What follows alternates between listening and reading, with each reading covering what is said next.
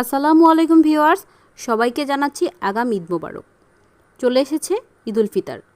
ঈদ উল ফিতরের সবচেয়ে special recipe আজকে আমি নিয়ে হাজির হলাম, শাহি মোরগ পোলাও রেসিপি। রেস্টুরেন্টের অথবা বাবুর্চিদের হাতের মোরগ পোলাওর স্বাদ আমাদের কাছে অনেক বেশি ভালো লাগে। এক্ষেত্রে তফাৎটা শুধু এটাই যে আমরা অল্প পরিমাণে রান্না করি, তারা বেশি পরিমাণে। আজকে আমি যে রেসিপিটি শেয়ার করব সেই রেসিপিতে যদি হুবহু রান্না করেন মোরগ পোলাওর স্বাদ পাবেন একেবারে বাবুর্চিদের মতোই। কথা না বাড়িয়ে চলে যাচ্ছি আমার মূল রেসিপিতে। সেজন্য প্রথমে আমি এখানে নিয়ে নিয়েছি মেজারমেন্ট কাপের 1.5 কাপ টক দই। আমি কিন্তু এখানে দোকানের কেনা টক দইটা ইউজ করেছি, খুব ভালো করে ফেটিয়ে নিয়েছি। আর দিয়ে দিয়েছি হাফ টেবিল চামচ মরিচের গুঁড়া, আর স্বাদ অনুযায়ী এখানে দিয়ে দিয়েছি 1 চা চামচের মতো লবণ। সব কিছু খুব ভালো করে মিক্সড করে এবার দিয়ে দিলাম চিকেনের পিসগুলো। খুব ভালো করে চিকেনের সাথে আমি টক দইয়ের মিশ্রণটাকে মিক্সড করে নিচ্ছি। আমি এখানে ব্রয়লার মুরগি ইউজ করেছি, আপনারা চাইলে দেশি অথবা কক মুরগিটাও ইউজ করতে পারেন। এখানে 2.5 কেজি মুরগির মাংস আছে। প্রথমে আমি বেরেস্তা ভাজা তেলের সাথে আরও হাফ কাপ তেল এখানে মিক্সড করে নিলাম। এবারে দিয়ে দিব কিছু গোটা মশলা, এখানে 3টি তেজপাতা, 5-6টি এলাচ, 5-6টি লং, 5-6 টুকরা দারচিনি, 10-12টার মতো কালো গোলমরিচ, আর দিয়ে দিয়েছি 2-3 টুকরার মতো হবে জয়ত্রিক। সব কিছু তেলে খুব ভালো করে ভেজে এরপরে আমি দিয়ে দিয়েছি এখানে 1.5 কাপের মতো পেঁয়াজ কুচি। পেঁয়াজটাকে একটু ভালো করে নেড়েচেড়ে আমি সফট করে নিব। সফট হয়ে এলে এতে আমি দিয়ে দিচ্ছি 6-7টি কাঁচামরিচ মাঝখান থেকে ভেঙে। এরপরে দিয়ে দিব 1 টেবিল চামচ আদা বাটা, 1 টেবিল চামচ রসুন বাটা। এগুলোকেও তেলের সাথে খুব ভালো করে ভেজে নিব। এরপরে দিয়ে দিচ্ছি মাখিয়ে রাখা চিকেনের পিসগুলো। আমি মুরগিগুলোকে প্রায় 1.5 থেকে 2 ঘন্টার মতো ম্যারিনেশন করে রেখে দিয়েছিলাম। অবশ্যই ম্যারিনেশন করে রাখতে হবে, কমপক্ষে আধা ঘন্টা হলেও ম্যারিনেশন করে রাখতে হবে। এবারে ঢাকনা দিয়ে আমি কিছুক্ষণ ঢেকে রেখে দিব। 5 মিনিট পরে আমি ঢাকনা তুলে আবারও চিকেনটা খুব ভালো করে নেড়ে চেড়ে দিব। এবারে চিকেনটা থেকে কিছুটা পানি বেরিয়ে এসেছে। চিকেনটাতে কিন্তু এক্সট্রা কোনো পানি এখানে ইউজ করব না। আগে থেকে যে চিকেনটা মাখিয়ে রাখার যে মশলাটা ছিল সেটা আমি এবারে অ্যাড করে নিলাম। আর দিয়ে দিচ্ছি এখানে 1 টেবিল চামচের মতো কাঠবাদাম বাটা, আর দিয়ে দিচ্ছি হাফ টেবিল চামচের মতো জিরা এবং অর্ধেকটা জায়ফলের অংশ আমি খুব ভালো করে বেটে সেই মশলাটা এই চিকেনের সাথে ইউজ করেছি। এরপর উপর থেকে দিয়ে দিয়েছি 1 চা চামচের মতো জিরা গুঁড়া আর 1 চা চামচের মতো মরিচ গুঁড়া। সব কিছু দিয়ে আরও একবার ভালো করে মিশিয়ে নিলাম। এবারে এখানে দিয়ে দিচ্ছি 1 চা চামচের মতো লবণ। ম্যারিনেশনের সময় লবণটা কিন্তু ইউজ করেছি, তাই লবণটা চেক করে অবশ্যই তারপরেই দিবেন। ঢাকনা দিয়ে বেশ কিছুক্ষণ ঢেকে রেখেছিলাম। চিকেনটা প্রায় এখানে 80% মতো সিদ্ধ হয়ে গিয়েছে। উপর থেকে কিছুটা বেরেস্তা দিয়ে দিয়েছি, আর দিয়ে দিলাম মোরগ পোলাওর সাথে স্পেশাল যে জিনিসটি, সেটি হচ্ছে ডিম। মোরগ পোলাওর সাথে ডিম ছাড়া কিন্তু একেবারেই জমে না। ডিমটা কিন্তু আগে থেকে দেওয়া যাবে না। চিকেনটা প্রায় সিদ্ধ হয়ে গেলে এরপরেই ডিমটা দিতে হবে। আমি এখানে ডিমটা ভাজিনি, সরাসরি ইউজ করছি। উপর থেকে দিয়ে দিয়েছি 2 টেবিল চামচের মতো গুঁড়া দুধ, আর দিয়ে দিয়েছি হাফ চা চামচ টেস্টিং সল্ট, এবং উপর থেকে সুন্দর একটি সুঘ্রাণ বা শাহী ঘ্রাণের জন্য আমি এখানে দিয়ে দিয়েছি কেওড়ার জল।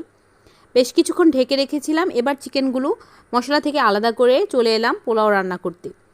মোরগ পোলাও রান্না করার জন্য আমি এখানে 1 কাপের থেকে কিছুটা বেশি তেল ইউজ করেছি। আর শাহি মোরগ পোলাও রান্না করার জন্য প্রথমেই দিয়ে দিলাম শাহি জিরা ফোড়ন, তারপরে 3-4টি তেজপাতা আর কিছু গোটা গরম মশলা দিয়ে কিছুক্ষণ ভেজে এরপরে এতে দিয়ে দিয়েছি 1 কাপ পেঁয়াজ কুচি। পেঁয়াজটা নেড়ে চেড়ে বাদামি করে নিব। পেঁয়াজটাতে যখন বাদামি কালার রং ধারণ করবে তখন এতে দিয়ে দিয়েছি আমি 1 টেবিল চামচ আদা বাটা। আদা বাটাটা তেলের সঙ্গে কিছুক্ষণ ভেজে নিয়েছি। এবারে এতে দিয়ে দিচ্ছি খুব ভালো করে ধুয়ে পানি ঝরিয়ে রাখা পোলাওর চাউল। আমি এখানে 1300 গ্রামের মতো চাল ইউজ করেছি। চালটা ভাজার কথা আর কি বলবো, যখন পাতিলার সাথে শনশন শব্দ হবে তখন বুঝতে হবে যে চালটা ভাজা হয়ে গিয়েছে। এ পর্যায়ে ফুটিয়ে রাখা গরম পানিটা দিয়ে দিতে হবে। পোলাওর চাউলের পানির মেজারমেন্টটা আমি আপনাদেরকে খুব সহজভাবে বলে দিচ্ছি। সবসময় যে পট দিয়ে চাল মাপবেন তার দ্বিগুণ পরিমাণ পানি এখানে ইউজ করবেন। আর যেহেতু যারা নতুন রাঁধুনি তারা আমার ভিডিওটা দেখবেন, তারা অবশ্যই হাফ পট পানি কম দিবেন। এতে করে অবশ্যই পোলাওটি ঝরঝরা হবে, কোনোভাবেই নরম হবে না। এবারে চিকেনের গ্রেভিটা আমি খুব ভালো করে পোলাওর সাথে মিক্স করে নিলাম, আর উপর থেকে দিয়ে দিলাম 2 টেবিল চামচ গুঁড়া দুধ। আপনারা চাইলে এখানে লিকুইড দুধটাও ইউজ করতে পারেন, সেক্ষেত্রে পানির পরিমাণটা কিছুটা কমিয়ে দিতে হবে। লবণটা চেক করে আমি লবণটা অ্যাড করে নিয়েছি। আপনারা অবশ্যই লবণটা চেক করে লবণটা অ্যাড করবেন। এরপরে কিছুক্ষণ পরে ঢাকনা তুলে আমি পোলাওটা আবার ভালো করে নেড়েচেড়ে দিব, এতে করে পাতিলার সাথে কোনোভাবেই লেগে যাবে না। কিছুক্ষণ নেড়েচেড়ে আবারও ঢাকনা দিয়ে ঢেকে রাখবো। ঢাকনা দিয়ে ঢেকে রাখার আগে আমি এখানে প্রায় 5-6টি কাঁচামরিচ খুব ভালো করে মাঝখান দিয়ে ভেঙে দিয়ে দিলাম। 10 মিনিটের মতো মৃদু আঁচে পোলাওটা রান্না করে নিয়েছি। যখন পোলাওটা প্রায় 90% মতো সিদ্ধ হয়ে যাবে, এ পর্যায়ে আমি অর্ধেকটা পোলাও তুলে নিব। এখন কিন্তু চুলার জালটা সম্পূর্ণভাবে বন্ধ আছে। এবারে সমান করে বাকি চালগুলো খুব ভালো করে বিছিয়ে দিব। উপর থেকে দিয়ে দিব আগে থেকে তুলে রাখা মুরগির মাংসগুলো।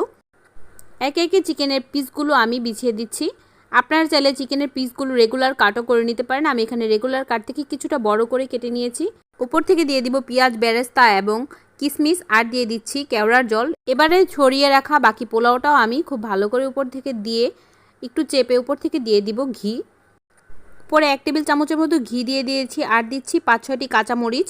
এবারে প্রায় মিনিট 10 মতো দমে রেখে দিলেই রেডি টু সার্ভ আমার শাহি মোরগ পোলাও। আজকের শাহি মোরগ পোলাও রেসিপিটি আপনাদের কাছে কেমন লাগলো অবশ্যই কমেন্টে জানাবেন।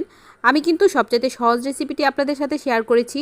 এভাবে ঘরে সহজ উপায়ে আপনারা ঘরোয়া মশলা দিয়ে তৈরি করতে পারেন শাহি মোরগ পোলাও।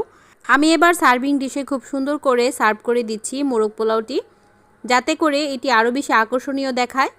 উপর থেকে দিয়ে দিচ্ছি তুলে রাখা ডিমগুলো, আর দিয়ে দিব কিছু বেরেস্তা, কাঁচামরিচ।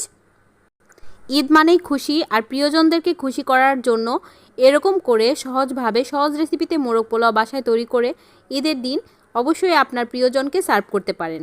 আশা করব আমার রেসিপিটি আপনাদের কাছে খুব সহজ লেগেছে, এবং রেসিপিটি যদি ভালো লেগে থাকে তাহলে অবশ্যই রেসিপিটি বেশি বেশি করে শেয়ার করবেন।